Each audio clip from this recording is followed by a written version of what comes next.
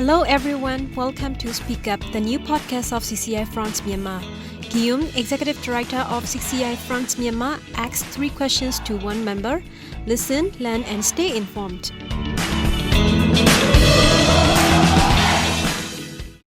Hello everyone and welcome to our new Speak Up podcast.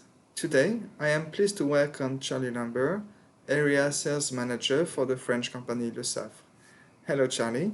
Could you please start by presenting Lesaffre and its activities? Hi everyone, it's Charlie speaking, representing Lesaffre today.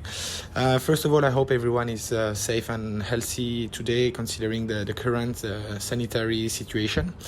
A few words about myself. So I'm Charlie Lambert. I'm the sales manager for Lesaffre, covering Southeast Asia.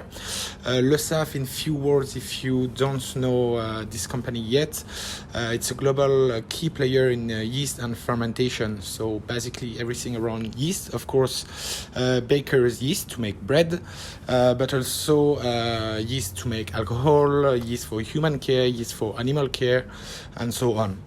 Lesaffre is quite an old company, 165 years old, founded originally by Mr. Lesaffre himself, but it's now quite a big company with more than 10,000 employees around the world, and we are selling our product in about 187 countries today. So in Asia Pacific, our headquarters are in Singapore, and we are selling all over the region with our distribution network. In Myanmar, we are selling our products and supplying the market since more than 41 years with our distributor, Blessing Trading. Thank you for this presentation.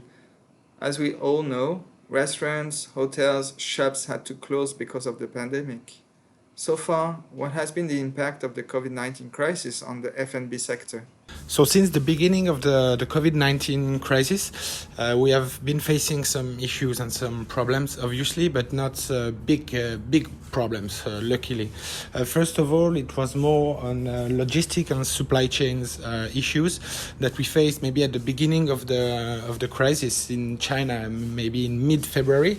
If I remember well, when China was really impacted. So some of our products are coming from China, some are coming from France. So the big issue here was to ensure that the logistic and supply chain was maintained, and it was really hard because a lot of ports were closed, a lot of logistic company faced a lot of tensions in terms of containers availability, of boats availability. But so yeah, it has been tense for about 2 to 3 weeks in Myanmar, but also in Southeast Asia globally. And but so far we have been avoiding any shortage of yeast in Myanmar market, which is a very good news for us, but also for Burmese bread eaters. And now the situation is pretty back to normal.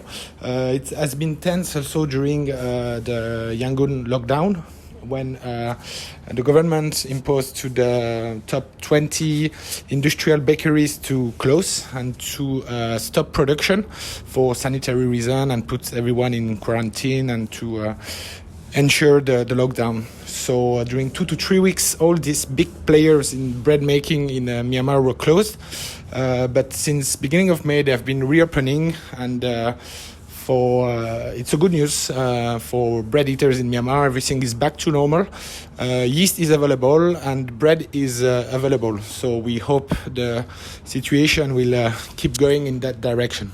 Based on the current situation that you have just described, how do you foresee the evolution of your sector in Myanmar in the near future? So how do I foresee the evolution of the industry in the next coming years?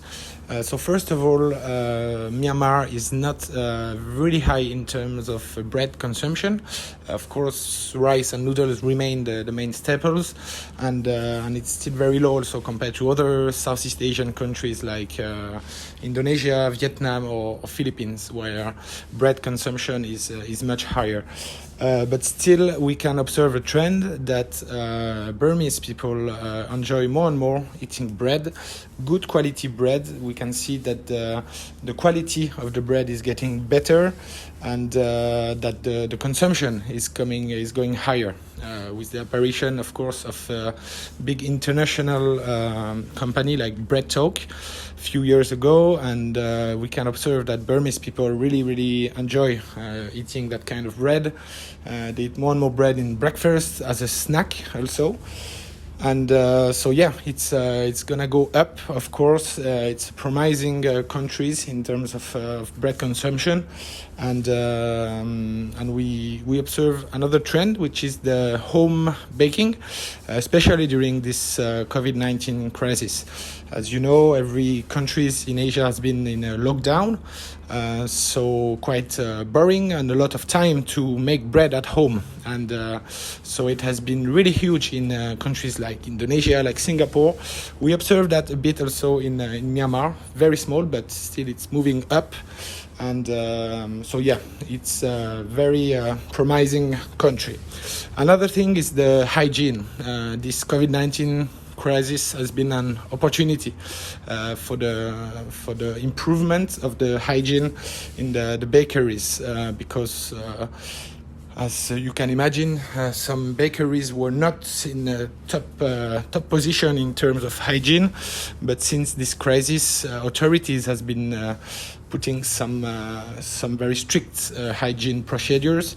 So it's a very good move from the government, and we hope it will continue to go into that direction.